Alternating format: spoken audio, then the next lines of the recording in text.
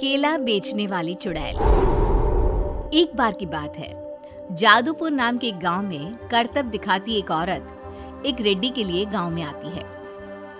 आइए आइए मेहरबान कदरदान, खाइए रोहड़ा के ताजे ताजे केले। कभी खाए नहीं होंगे ऐसे केले, पीले पीले केले खाइए।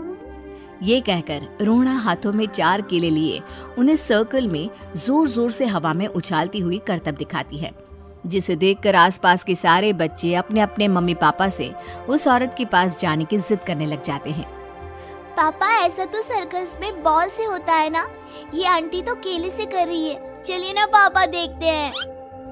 रोहड़ा एक पतली सी तार पर चलती हुई केलों से करतब दिखाती है।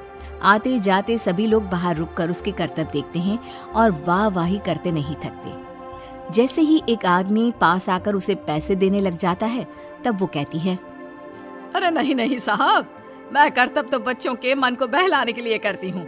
धंधा तो मेरा केले का है। पीछे देखो मेरी रिड्डी, जो भी मेरे केले खाएगा मेरी तरह चुस्त दुरुस्त और तंदुरुस्त हो जाएगा। पता चलता है क्या कि मेरी उम्र 55 की है। अरे पर ऐसे ठंड के मौसम में कोई केला क्यों खाएगा?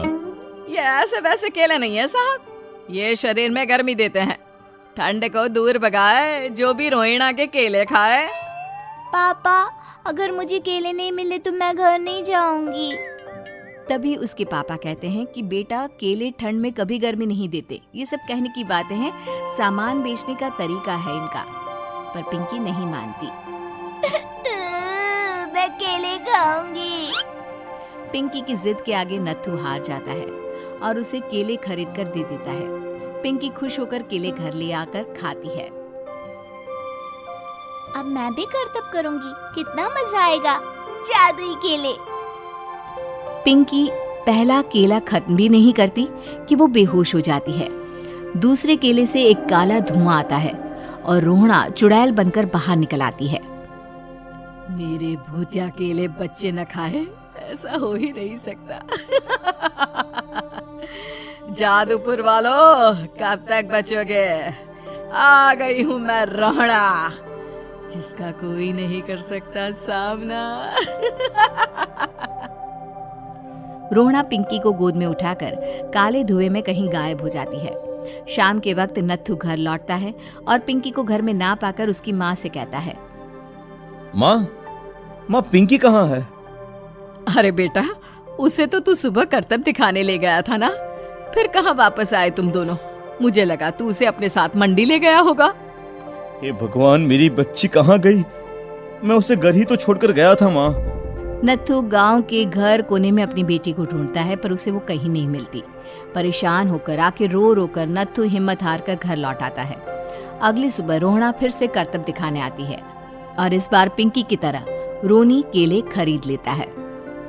50 रुपए दिए थे पापा ने, सारे पैसों की मैंने केले खरीद लिए हैं। अब मैं भी आंटी की तरह ही करतबबाज बन जाऊंगा। यही सोचते हुए रोनी केले खाता है और पहला अकेला केला आधा खत्म भी नहीं करता कि चुड़ैल उसके सामने आ जाती है। मेरे साथ चलने का समय आ गया है रोनी। ये तो बस शुरुआत है। अब इस गांव के सारे बच्चे धीरे धीरे मेरे कब्जे में होंगे, एक बच्चा भी नहीं बचेगा। ये कहकर रोनी को गोद में लेकर काले धुएं में अदृश्य हो जाती है। इसके बाद हर रोज गांव में से कोई ना कोई बच्चा गायब होता, पर ऐसा क्यों हो रहा है किसी को भी समझ में नहीं आ पा रहा था। रोज की तरह अपनी बेटी पिंकी की तलाश में नत्थू गांव के एक तालाब के पास बैठा रो रहा था। कहाँ गई मेरी पिंकी? शकुंतला के जाने के बाद एक वही तो मेरा सहारा थी। अरे उसकी आत्मा कोस रही होगी मुझे कि मैं अपनी बच्ची को संभाल भी नहीं पाया। नत्थू ये कहता हुआ रो ही रहा था कि तभी तालाब में से उसे शकुंतला की आवाज सुनाई देती है। कहाँ थी तुम शकुंतला? हमारी बच्ची और सारे गायब हुए बच्चे रोहड़ा के कब्जे में हैं। वो बच्चों को जो केले देती है उससे बच्चे बेहोश हो जाते हैं और उसके कब्जे में आ जाते हैं और वो उन्हें ले जाकर काली दुनिया में ले जाती है। पर वो ऐसा क्यों कर रही है? ये मैं नहीं जानती, पर उस दुनिया का रास्ता मैं आपको बता सकती हूँ। जहाँ ये नदी खत्म होती है वहाँ एक केले का पेड़ है, उसके नीचे एक दरवाजा है, वहीं से रास्ता जाता है उस दुनिया का। ये कहकर शकुंतला की आत्मा गायब हो जाती है। गांव के सभी लोग झुंड बनाकर उसी रास्ते से काली दुनिया में चले जाते हैं और वहां देखते हैं कि सारे बच्चे वहां काम कर रहे थे। पापा मुझे ले चलो यहाँ से। पापा पापा। सभी बच्चे अपने मम्मी पापा से लिपट जाते हैं। तो तुम लोग यहाँ तक आ गए? क्यों हमारे बच्चों को पकड़ लिया तूने? तुझे शिकार ही बनाना है तो ले, हम सब आ गए हैं, हमें खा ले। नहीं, मुझे बच्चे चाहिए। मेरे बच्चे के बदले तुम लोगों के बच्चे। क्या मतलब?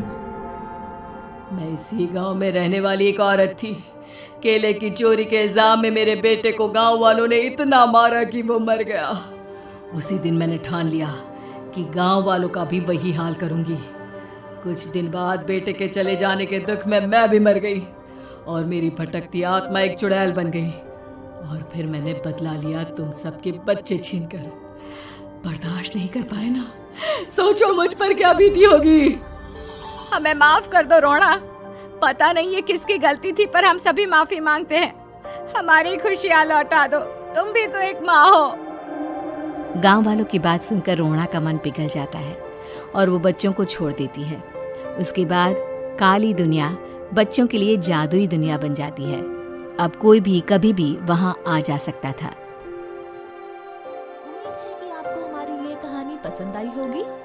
कृपया हमारे चैनल को सब्सक्राइब करें और सभी अपडेट्स के लिए बेल आइकन जरूर क्लिक करें। और हाँ, वीडियो लाइक और शेयर करना मत भूलिएगा। Bye bye.